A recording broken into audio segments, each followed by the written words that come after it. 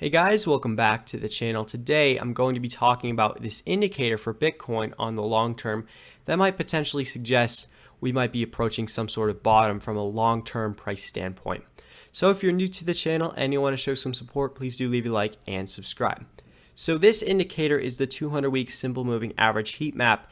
If you're unfamiliar, the 200-week average is basically taking the closing price of the last 200 weeks, averaging all those candles together, and then plots it in white here. And then we have the closing price color coded based on how quickly this moving average is moving up.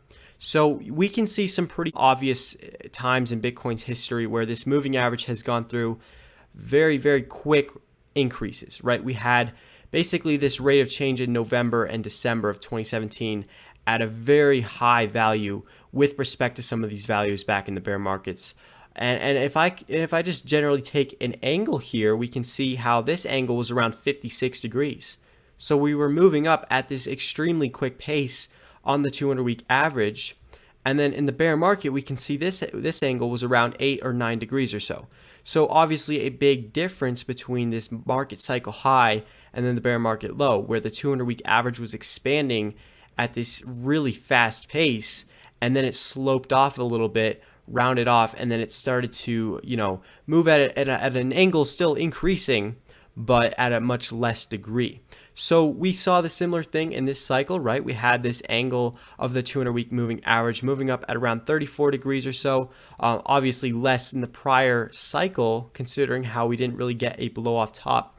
And you can see today the angle of this 200-week average moving up is around 9 degrees. So it's pretty similar to the prior bear market in terms of the percent that the 200-week average is moving week over week. So we can actually also go back to the 2015 bear market and see, a similar trend here where this one was around 8 or 9 degrees or so. And again, if you're doing this on your own computer, consider that the aspect ratio is going to make the angles different. But in general, it's just kind of the point that these are consistent in the prior bear markets, right? We have the same angle as the other two bear markets because the 200-week average is moving up at a similar pace as it did back then. Now, I think there's a lot of things that we can take away from this. One being that we're at some pretty historically low levels, considering how we're at these these colors here that correspond to the 200-week average, really moving up at a very, very slow pace. You can also take away that there's a potential that we start to see some rounding off in the 200-week average, and it really starts to come back and flatline here, reaching some historically unprecedented inclines. So basically what this is doing, again, it's taking the 200-week average 200 weeks ago, the closing price, back in really just July of 2018, we were around $6,000 more or less, and we went sideways. So if we're continuing to go sideways here at 20K and closing the weekly prices at 20K, this is going to stay increasing at the same pace, because what we're doing is we're replacing closing prices $6,000 with $20,000, and that's what we've already been doing for a while because it was sideways here and we're sideways now.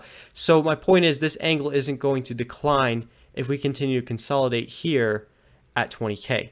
Now, obviously, we could have some brief wicks going below 20K, and that's not going to affect this data because this is a weekly closing price.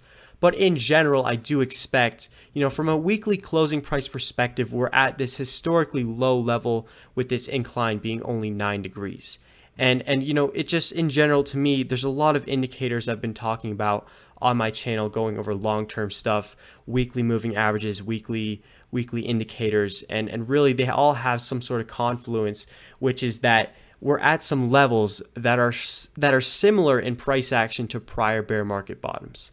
Now, there's a few ways you can interpret this. The argument for the bearish case is that we're experiencing macroeconomic conditions that have historically never been in Bitcoin's history, right? We have a different environment with inflation being, coming in at 9% this month, and, basically the Fed being hawkish, and it's a lot different. That is the bearish argument, but the bullish argument is that, well, the macroeconomic conditions could obviously sort things out in the next few years, and we could experience a bottom from a price standpoint, and just go sideways into a timing-based low where we don't experience the cycle low from a time-based perspective until later on.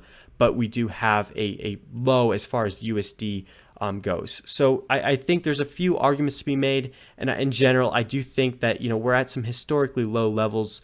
That from here, DCAing in for a multi-year time horizon does seem to be a good idea. Again, this is not financial advice. This is just what I personally think.